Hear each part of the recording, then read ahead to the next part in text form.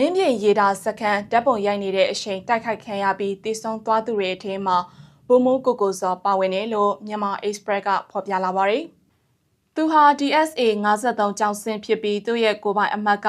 G9854 ခွန်ဖြစ်ပြီးတော့ကျောက်ဖြူအခြေစိုက်ခမာရ942ကဖြစ်တယ်လို့သိရပါတယ်။သူဟာရခိုင်ပြည်ကျောက်ဖြူမြို့နယ်မင်းပြင်ရွာအနီးမိုးလေဝသရေဒါမှာနိုဝင်ဘာလ14ရက်နေ့မနက်10:00နာရီခွဲမှာကြာဆုံးသွားတယ်လို့မိသားစုကသူ့ကိုရည်စူးတဲ့အလူမှာဖော်ပြထားတာဖြစ်ပါတယ်။2025ခုနှစ်နိုဝင်ဘာလ14ရက်နေ့ကမင်းပြင်ကြီးရွာကိုစစ်တပ်ကထိုးစစ်ဆင်တိုက်ခိုက်ခဲ့တာဖြစ်ပြီး AA ကခိတ္တဆုတ်ခွာပေးလိုက်တဲ့အချိန်မှာ